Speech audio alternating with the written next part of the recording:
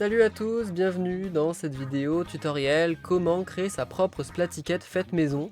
Donc dans cette vidéo vous allez voir de A à Z comment fabriquer votre Splatyket, que ce soit le visuel, l'objet en tant que tel ou même la boîte de rangement.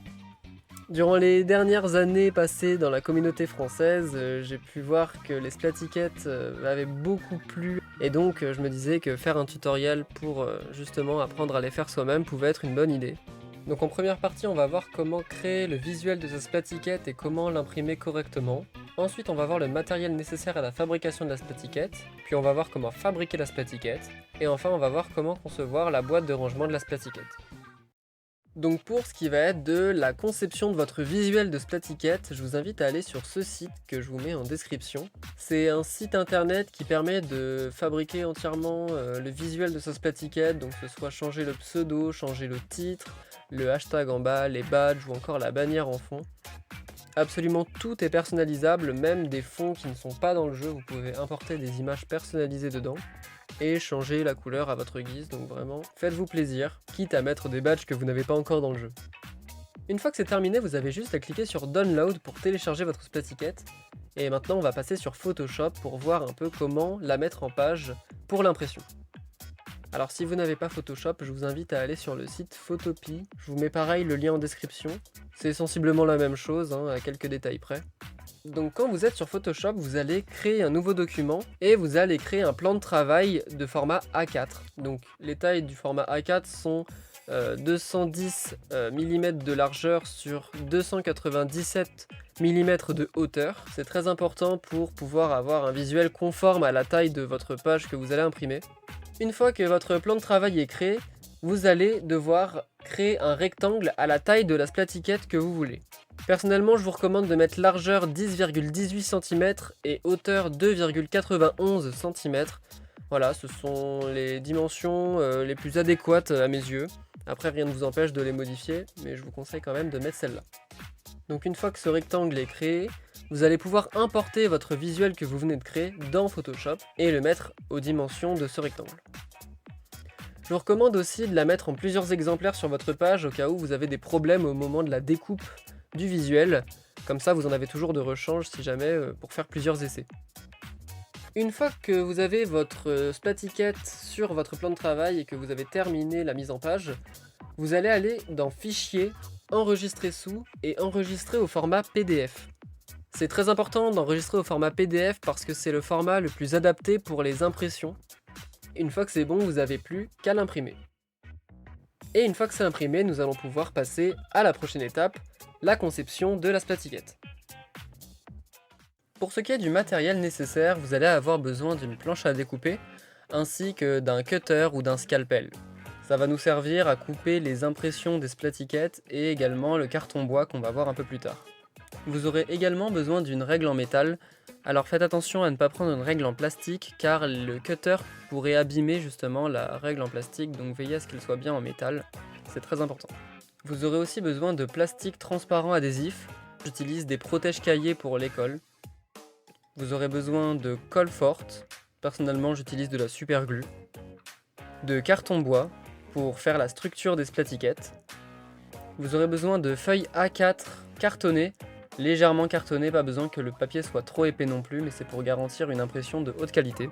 Vous aurez aussi besoin d'un marqueur noir pour colorer les contours du carton bois, vous allez comprendre plus tard à quoi ça va servir. De papier cartonné noir, pas forcément épais, ça va être en fonction de vos choix. Et pour finir, vous aurez besoin d'attaches que vous allez placer derrière votre Splatyket. Alors ça peut être des épingles, des aimants ou tout ce que vous voulez. Et on va pouvoir commencer la création.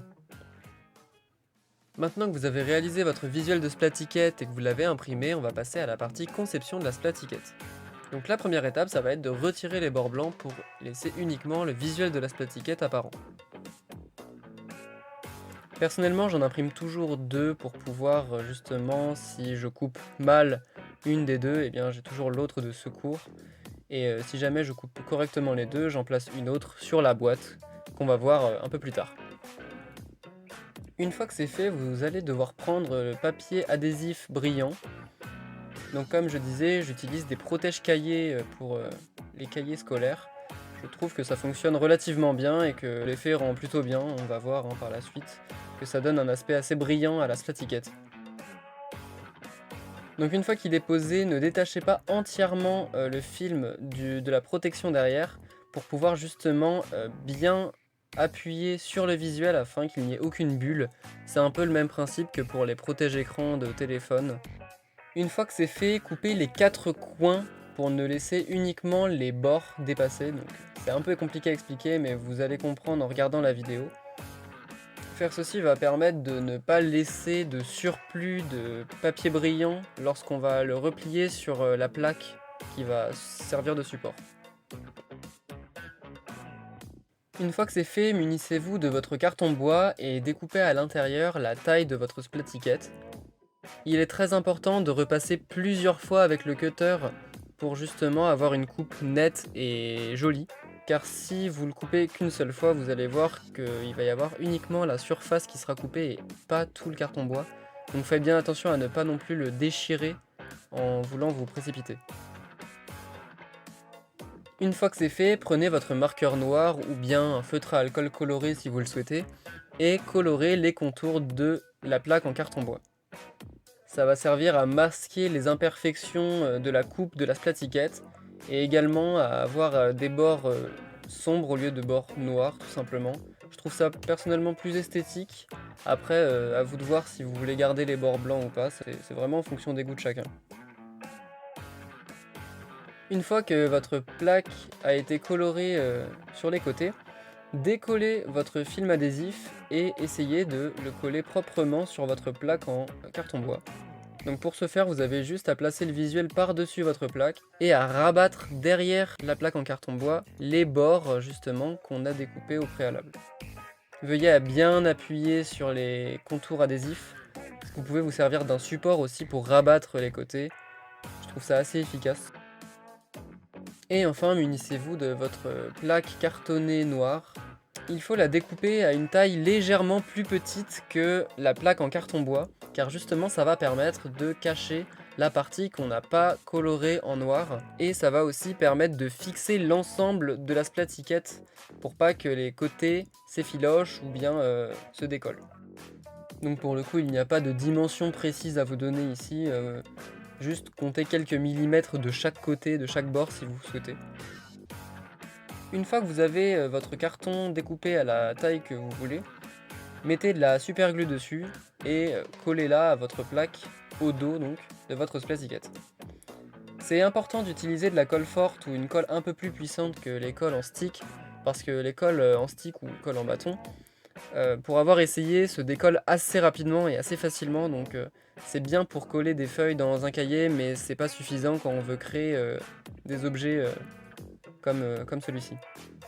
Une fois que c'est fait, votre Splatykette est désormais terminée. Alors vous pouvez rajouter une attache derrière si vous le souhaitez. Donc personnellement j'ai des petites épingles qu'on peut accrocher derrière avec une bande adhésive ou bien des aimants également.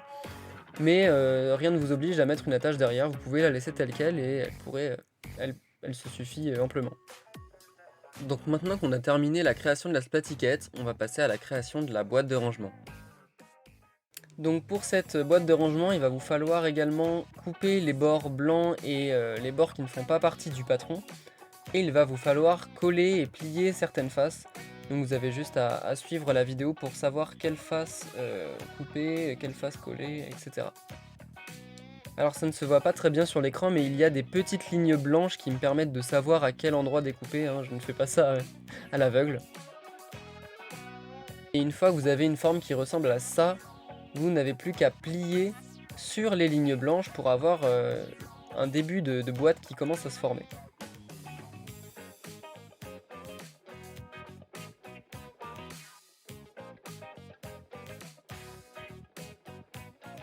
Une fois que vous avez plié entièrement le patron de la boîte, vous allez devoir coller certains endroits. Personnellement, j'utilise ce petit outil qui me permet justement d'appuyer aux endroits où il faut coller. Alors je pense que vous n'avez pas besoin d'en fabriquer un, hein. Je l'ai fabriqué avec des restes de carton bois qui me restaient, mais il n'est pas du tout obligatoire pour le faire. Donc encore une fois, pensez bien à utiliser de la super glue ou une autre marque de colle forte, car même si c'est du papier, je trouve ça plus efficace que de la colle UHU ou de la colle en bâton. Après, encore une fois, ça va être à vous de choisir le matériel que vous achetez et que vous utilisez pour la création de votre splatykette. Une fois que vous avez terminé de plier votre boîte, ce que je vous recommande de faire, c'est de placer 4 points de pâte à fixe sur les bords pour coller votre deuxième visuel par-dessus pour savoir donc ce qu'il y a à l'intérieur de votre boîte. C'est intéressant de le faire quand vous en avez deux des splatykets pour savoir quelle boîte appartient à quelle splatykette, ou si vous avez tout simplement envie d'avoir le visuel sur votre boîte. C'est à vous de choisir, encore une fois, là c'est vraiment en fonction des goûts de chacun.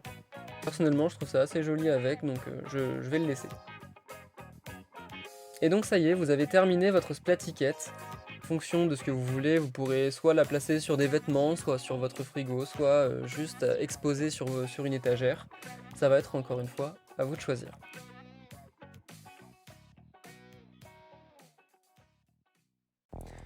Donc voilà, ce tutoriel est terminé, merci beaucoup de l'avoir suivi, j'espère que ça vous a plu, que vous avez pu faire votre splatykette à votre guise. La vidéo est terminée, je vais juste dire quelques petits mots pour la communauté qui me connaissent et à qui j'ai fait des splatykets. Donc je voulais vraiment vous remercier pour ces 2 dernières années que j'ai passées au sein de la communauté. Comme vous le savez peut-être, je pars au Canada pour mes études et donc je vais devoir arrêter la production de splatykets en France. C'était vraiment une superbe expérience, franchement j'ai vraiment adoré faire les splatykets pour la communauté depuis bien du coup 2 ans. Donc encore une fois, merci beaucoup pour votre investissement dans la communauté, pour m'avoir sollicité pour la création de splatykets. C'était vraiment une superbe expérience, j'ai adoré passer ces 2 dernières années avec vous, c'était vraiment super. Vous voir en convention avec les splatykets, c'était franchement super cool que vous veniez me voir pour m'en parler, vraiment ça me touche énormément. Donc vraiment merci pour ça. Initialement ça partait juste du fait que je voulais les fabriquer pour la Splash Mirrors, mon équipe compétitive Splatoon 3.